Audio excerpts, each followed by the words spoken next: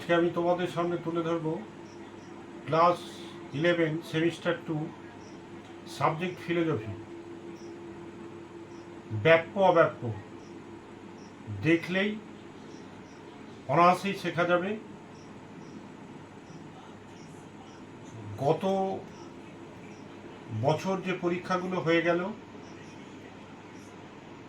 আমার চ্যানেলের ভিডিওগুলো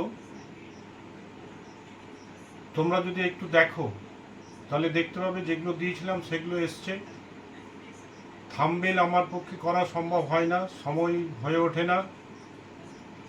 তো এখন একটা কথা আছে, পহলে দর্শনধারী বাদ মে গুণ বিচারী। তো চ্যানেলটা দেখো, দেখার পরে তোমরা বুঝতে পারবে। 2027-এর জন্য 2027 নয়, মোটামুটি এই জিনিসগুলো প্রত্যেক পরীক্ষাতেই লাগবে। সেমিস্টার 2 ফিলোজফি বৈধতা বিচারের জন্য প্রয়োজন হয়। আজকে যে বিষয়টা তুলে ধরব এটা সেমিস্টার 2 এ প্রয়োজন হবে ব্যাপ্য ও অব্যাপ্য। ব্যাপ্য কি? ব্যাপ্য হচ্ছে সকলকে যে প্রকাশ করে, এবং অব্যাপ্য কি? যেখানে সকলকে প্রকাশ করে না। যেমন একটা উদাহরণ দিয়ে তোমাদের বোঝাই, সকল মানুষ হয় মরণশীল। তো এটা এ বচন হবে। তো এখানে বলছে সকল মানুষ, উদ্দেশ্য হচ্ছে মানুষ, আর বিধেয় হচ্ছে মরণশীল। তো এখানে এ বচনে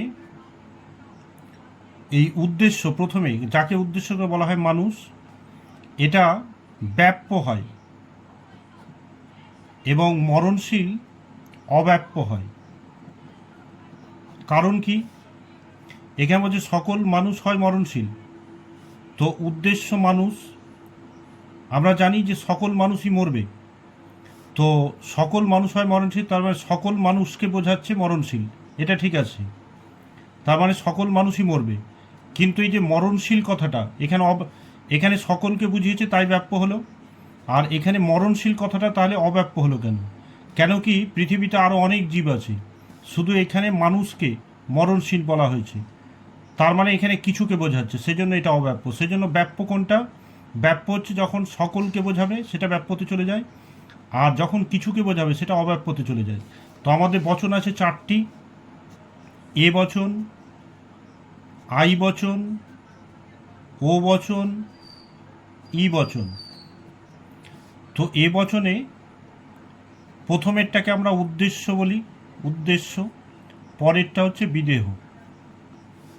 ওই রকমই আই বচনে এটা উদ্দেশ্য, এটা বিদেহ।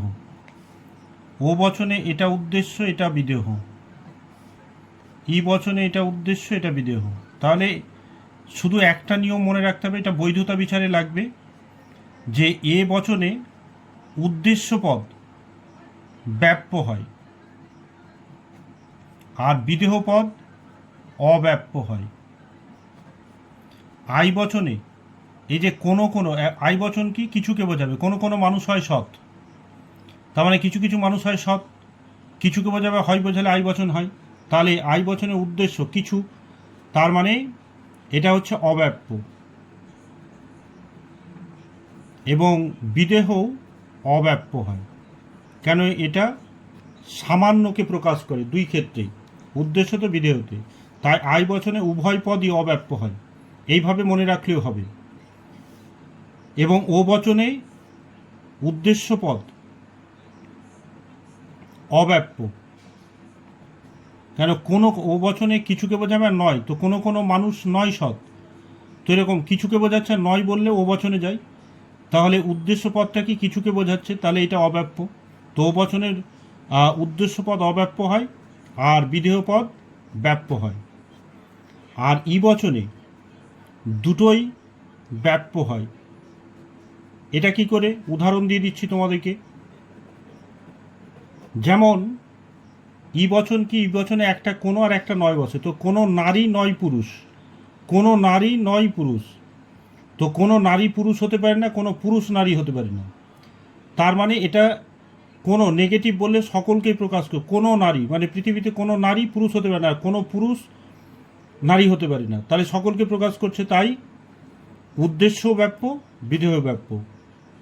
এই ব্যাপ্য অব্যাপ্য এইটুকু তোমরা মনে রাখো, এটা বৈধতা বিচারে দোষ বার করতে প্রয়োজন হয়। এবং এমনিতেও ব্যাপ্য এবং অব্যাপ্য হয়তো এইভাবে দিতে পারে যে মানুষ সৎ, তাহলে এটা লজিক ফর্ম হয় মানুষ সৎ, এখানে নয় বলেনি, তো আমরা জানি যে সকল মানুষ সৎ হয় না, তো কিছুকে বোঝাচ্ছে। আর হয় আছে, তো হয় হলে আই বচনে হয়, তো আই বচন কোনো আই বচনে দুটো কোনো বসাতে হয়, কোনো কোনো মানুষ হয় সৎ।